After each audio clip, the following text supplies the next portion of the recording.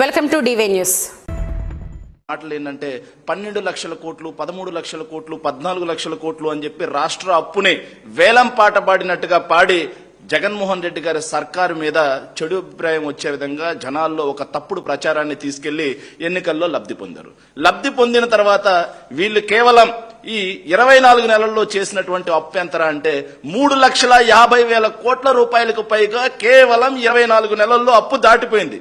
ఈ రోజు తీసుకున్నటువంటి 4,600 కోట్ల రూపాయల అప్పుతో కలిపి కేవలం జూన్ మొదటి వారంలో 4,400 కోట్లు, ఈ రోజు మంగళవారం మరో 4,600 కోట్లు కలిపి కేవలం 15 రోజుల్లో 10,000 కోట్ల రూపాయలు అప్పు చేసిన ఘన చరిత్ర గిన్నిస్ బుక్ రికార్డ్స్ కూడా చంద్రబాబు నాయుడు గారి సర్కారే చేస్తుంది.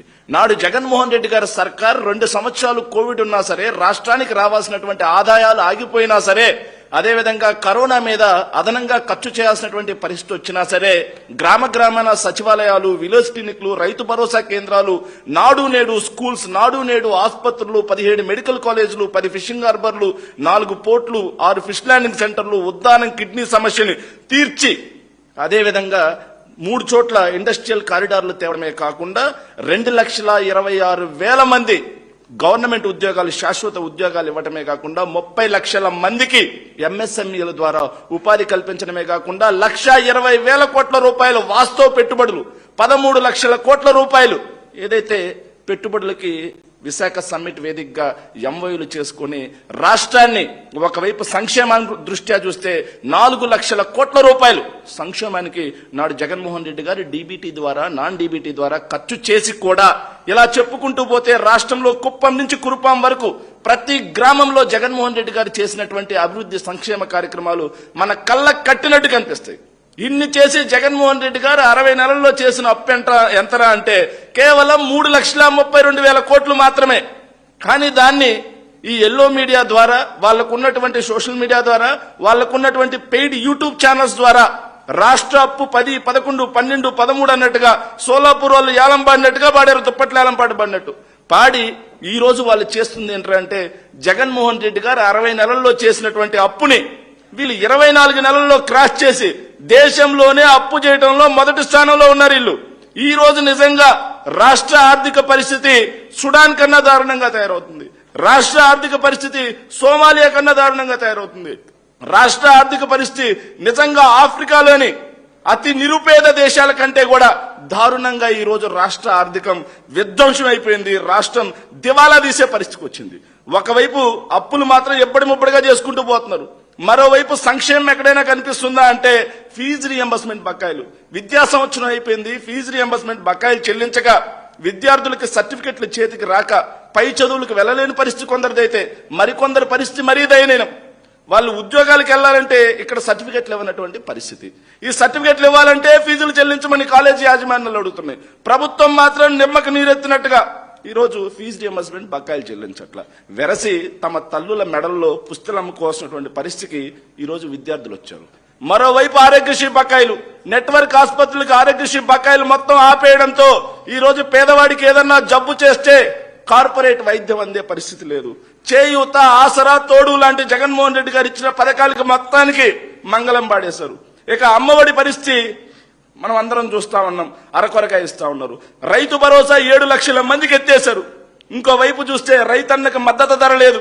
ఇంకోవైపు చూస్తే మనం అన్ని రకాలుగా చూస్తే జగన్మోహన్ రెడ్డి గారి ప్రభుత్వంలో సంక్షేమం ఎలా ఉంది, ఇప్పుడు సంక్షేమం ఎలా ఉంది అనేది కూడా చూసుకోవాల్సినటువంటి పరిస్థితి.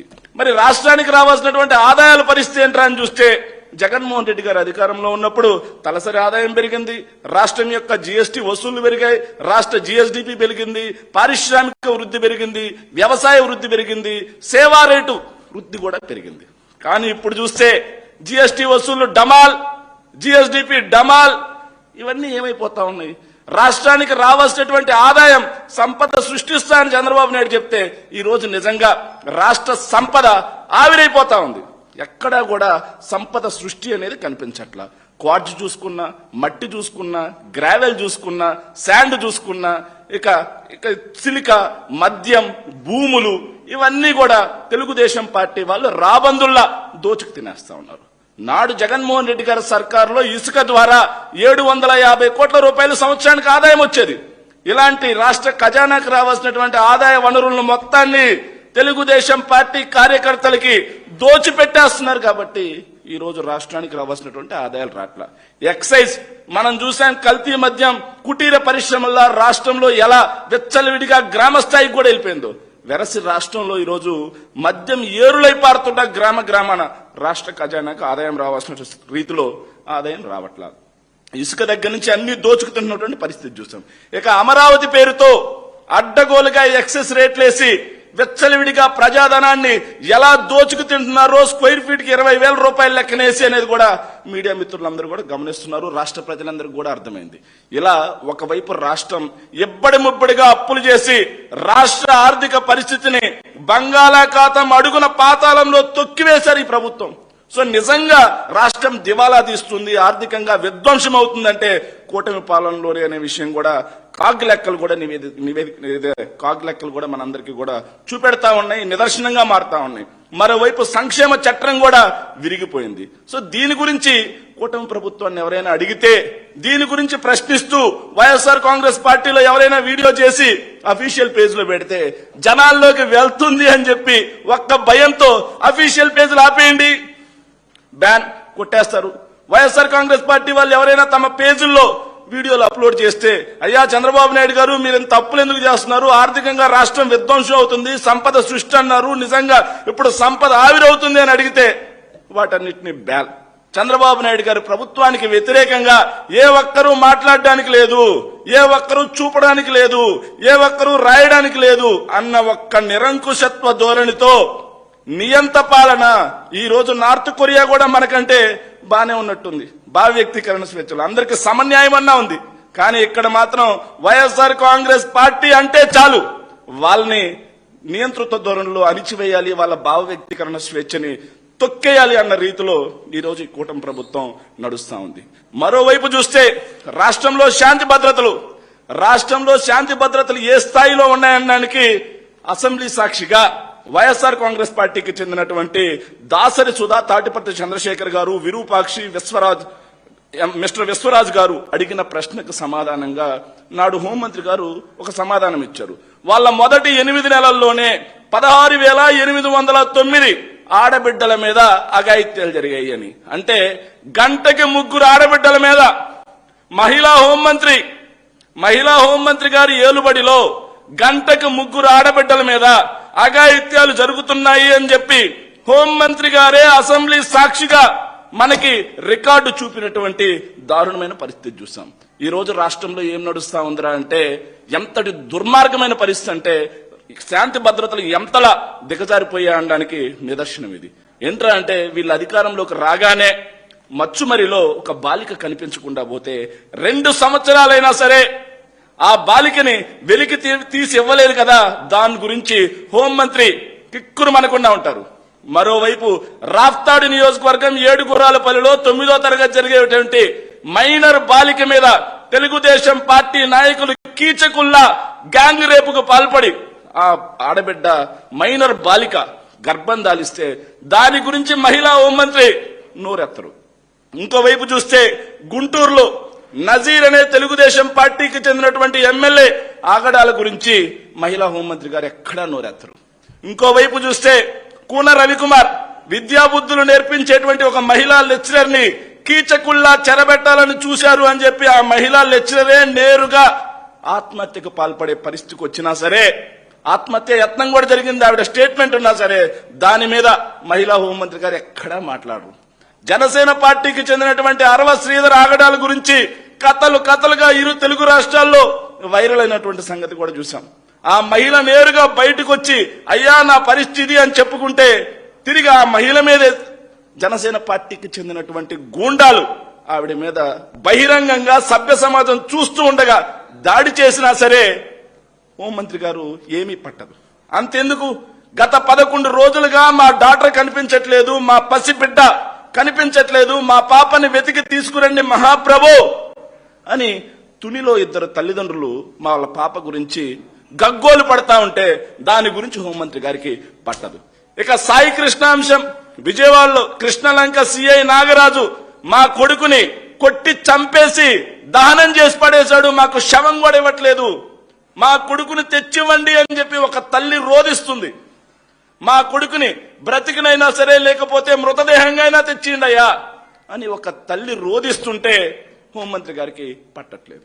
ఇంకోవైపు చూస్తే పక్కనే దెందులూరు ఎమ్మెల్యే వాళ్ళ పార్టీకి చెందినటువంటి సింపథైజర్ ఒక అడ్వకేట్ మీద వాళ్ళ ఇంటి మీద అర్ధరాత్రి ఒక రౌడీలా ఒక గూండాలా దూరి దౌర్జన్యం చేస్తా ఉన్నా సరే హోంమంత్రి గారికి పట్టదు. తెలుగుదేశం పార్టీ కూటమిలో ఏ ఒక్కరికి పట్టదు.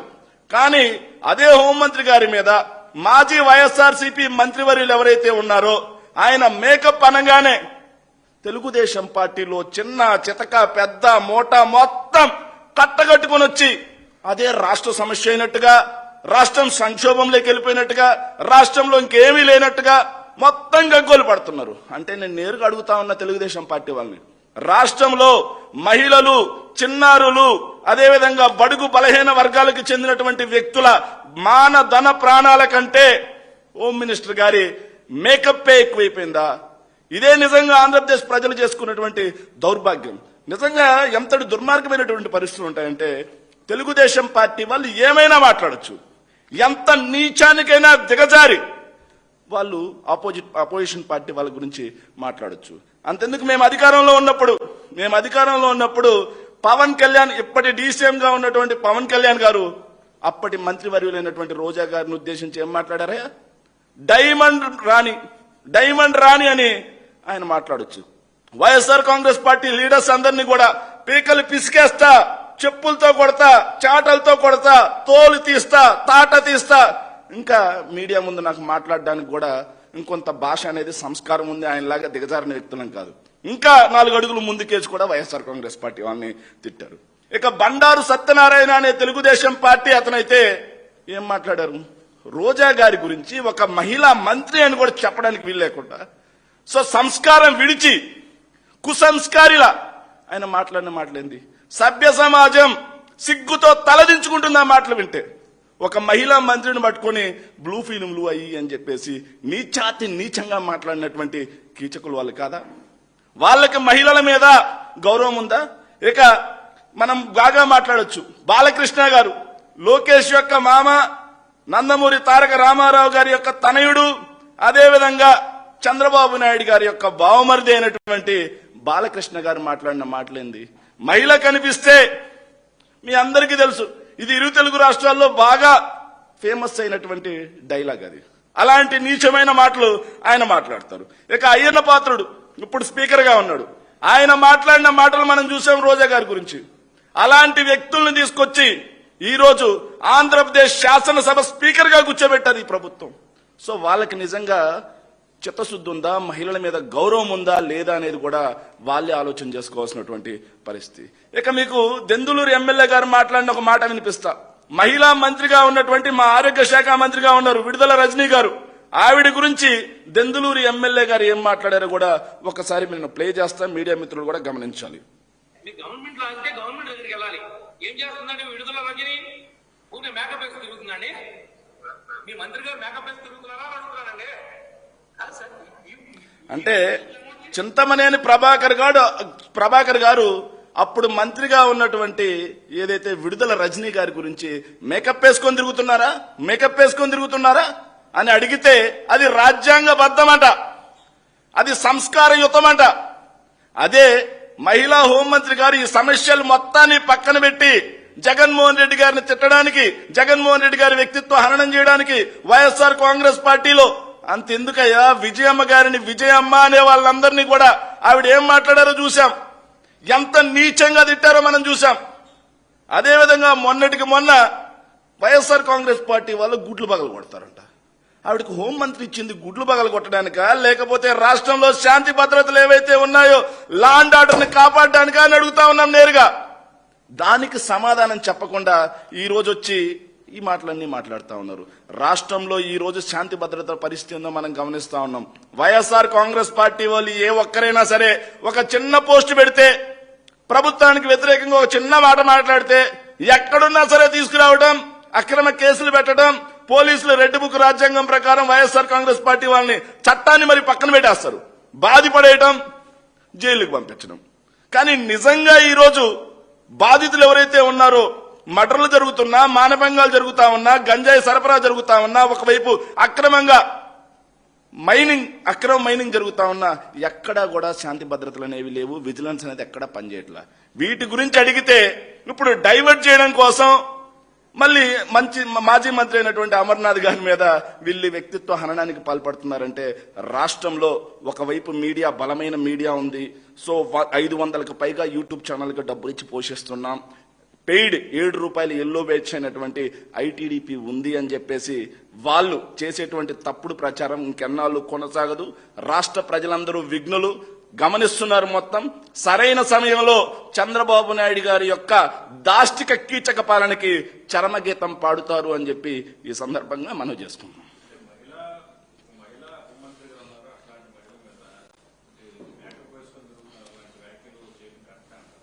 విడుదల రజనీ గారు మహిళ కాదండి?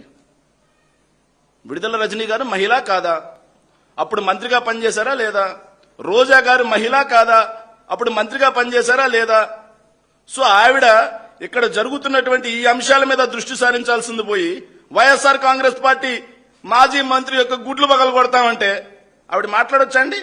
సభ్య సమాజం సిగ్గుతో తలదించుకోదా?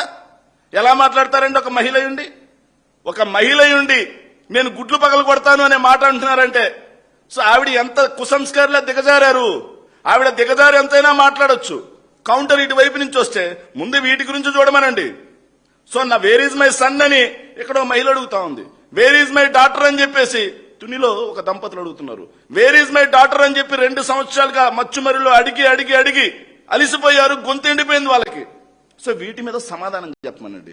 సో ఇలా కాకుండా రాష్ట్రాన్ని రావణ కాష్టంలా మార్చి డైవర్షన్ పాలిటిక్స్ చేస్తామంటే ప్రజలు మొత్తం గమనిస్తున్నారండి.